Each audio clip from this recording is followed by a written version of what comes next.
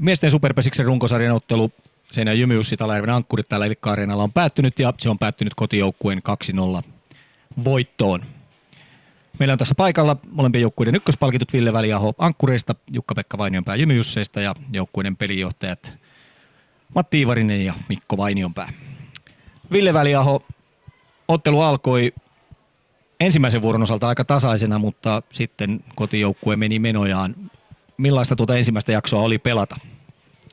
No joo, siinä oltiin ensimmäinen vuoro vielä hyvin mukana. Olisiko ollut 2-2 tilanne ja sitten tuli tosiaan Jukkis löi kerran takaa läpi ja Viita löi sitten läpi. Että vähän puhuttiin ennen peliä, että jos tulee kumuroita, mikä niin tippuu kenttään, niin sitten hyväksytään se ja annetaan se 1 pinna, mutta ei anneta 4. Ja nyt pääsi käymään sitten niin, mutta ei mahda mitään eteenpäin vaan. No mitä se vaikuttaa siihen pelaamiseen sen jakson aikana? Pääseekö se ikään kuin pään sisään? No en sano sitä pään sisään, mutta tietenkin jos olet lähes 10 juoksua häviöllä, niin ei sitä helppoa sitä peliä ole pelata, että aika tuskasta se on. No sitten kuitenkin tuolle toiselle jaksolle saitte otetta terästettyä. Mitä siinä tauolla puhuttiin? No joo, itse ainakin ruodin aika paljon itteni siinä jaksotauolla, että pelasin varmaan huonointa peliä ensimmäisellä jaksolla mitä koko kaudella ja toisella jaksolla sitten vähän sain itse petrattua ja ulkopeli parani jonkin verran, mutta siinä Jymyysset löi sitten pinnan per vuoro, että kyllä siihen olisi pitänyt sisällä vastata, että toisella jaksolla ei kyllä ulkopeliin kaaduttu vaan päinvastoin. No entä sitten sanoit, että ensimmäinen jakso oli kauden huonointa itseltäsi, mutta sitten toinen parempi. Millaisen maun tämä peli sinulle nyt jätti? No tietenkin harmittaa paljonko tappio tuli, että varsinkin toisella jaksolla oltiin kyllä ihan hyvin pelissä mukana ihan loppuun asti, mutta Jymyysset oli sitten ton verran juuri parempi. Selvä, kiitoksia. Mennään sitten Jukkikseen. Saitte siinä ensimmäisen jakson toisessa vuorossa sitten niin kuin ikään kuin pelin käyntiin. Miten se, kun tuommoisia läpilyöntejä tulee, niin pystyykö sen pelin sitten säilyttämään sen semmoisen hyökkäävän intensiteetin koko jakson ajan? No siinä on varmasti haastetta, että koko jaksoajan, mutta kyllä mä ainakin tänään se hyvin saatiin pidettyä kasassa. No entä sitten, kun ensimmäisen jakson vie tuolla tavalla reilusti, niin millaisia paineita se tuo siihen toiseen jaksoon? No oikeastaan ei se tuo mitään paineita, että me ollaan ainakin varmasti superissa, että ei ole semmoista painetta, että voitosta pelataan joka tapauksessa, vaikka eka voitetaan tolleen, mutta ei tuo mitään painetta. No missä asioissa mielestäsi tänään onnistuitte? No kyllä me oltiin koko joukko aika hyviä tänään. Mun mielestä Alajärvellä ei ollut mitään palaa meitä vastaan. Eli koitettaottelu oli teillä hallussa koko pelin? No kyllä, no ekan vuoron jälkeen niin kyllä. No entä oma pelaaminen tänään sitten? Lyhyt luonnehdinta siitä. No kyllä hyvä peli oli, jos tulee tuon verran lyötyä, mutta vähän pitää vaihtotilanteisiin saada itsellä takaisin sitä ruotua, että siinä on ollut vähän haastetta. Selvä, kiitoksia. Päästetään pelaajat loppuverryttelemään ja siirrytään sitten pelinjohtajiin.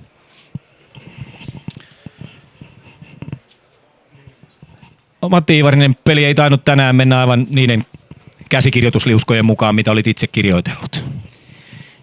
No itse asiassa hirveitä käsikirjoituksia ei oltu kirjoiteltu tähän peliin, vaan ajatus oli, niin kuin tuossa ennen peliäkin sanoi, että raikkaalla mielellä ja valmiina reagoimaan vaihtuviin tilanteisiin, mutta ei se kyllä toteutunut oikeastaan millään tavalla, että hyvin semmoinen tukkonen olo jäi ja semmoinen, ettei oikein saatu niin kuin hirveästi itsestämme irti, että vastustaja oli hyvä ja täällä ehdottomasti pitää onnistua, jos täällä mieli pärjätä, että tämä oli vähän semmoista, tuntuu, että toisellakin jaksolla vähän semmoista näennäistä pyristelyä siinä, että kuitenkaan ei niinku tavallaan sitä otetta yritetty tai saatu otettua sitten niinku itselle haltuun, että kyllä me siinä altavastaajina oltiin, vaikka se suhtkot tasasta oli, että hirmu vaikea jäsenellä, että ehkä pelillisesti nyt jos ajattelee sisäpeli, niin varmasti tuo ykköstilanteen purku oli meille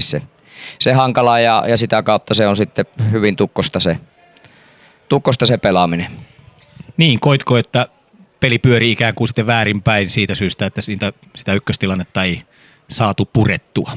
No en mä tiedä pyörikö se väärinpäin, kun se tuntui, että se ei oikein pyöri mitenkään. Että siinä tahtoi tulla heti siihen alkuun vähintään se yksi palo ja varmaan pahimmillaan sitten se toinenkin siihen aika lailla heti perään, että se olo oli tuon tyylinen. Tietysti kun niitä kahtelee sitten rauhallisemmin myöhemmin läpi, niin se voi näyttää erilaiselta, mutta semmoinen se olo oli ja pikkusen kerkesin tilastoja kahtoon, niin ei se ykköstilanteen purku siellä oikein meitä onnistunut ja se on niinku se semmoinen pelillinen asia siellä sisällä, että varmasti siellä oli paljon muutakin, että semmoinen voiton tahtohan siinä sitä kautta sitten tuntui, että pikkuhiljaa niin kuin murenoo.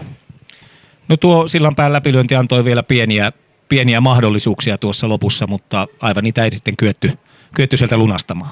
No ehkäpä se kuvasi aika hyvin sitä, että kun meille se pieni mahdollisuus sitten tuossa lopussa annettiin, niin eiköhän siinä kerennyt tulla jo aika monta virhettä ja tavallaan vaikka me oltiin se, joka määrää, niin se kääntyikin meidän ahdistukseksi sitten se tilanne ja ei saatu rauhallisesti sitten siitä niitä kotiutuksia yrittää, että se oli se meidän pieni hetki tänään. Selvä, kiitoksia. Kiitos. Mikko, onnea voitosta. Kiitti.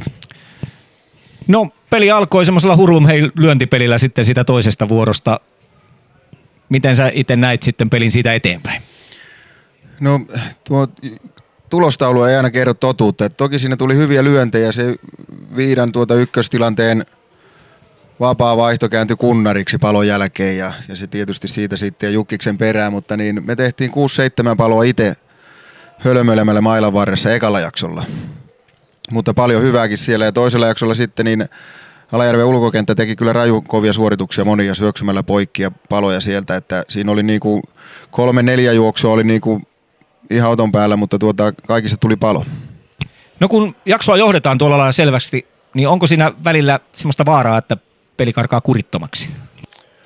Meillä on kuriton joukkue ja pidetään hauskaa ja yritetään pitää aina hauskaa, että en mä osaa sitä sanoa, että kyllä meillä on koko ajan se oma pelaaminen kiinnostaa, että se on sama, onko se 3-2 vai mitä 11-2, että ulkopeli tänään tosi hyvä, yhdellä kopinnostolla palo, mutta muuten 3 kertaa pallo 2 kertaa väliin ja tuo sillanpään kunnari oli valtava hyvä lyönti viimeisellä tuonne viivan pintaan. No nyt voi kuitenkin aika rauhallisin mielin katsella sarjaa eteenpäin, eli seuraaviin peleihin saa lähteä niin kuin kohtuullisen paineettomasti pelaamaan. Onko se semmoinen ideaali tilanne kehittää tuota peliä? No ei meillä ole paineita ollut koko kautena eikä sitä sarjataulukkoa niin kuin sillä lailla, mutta kyllähän sitä toivon.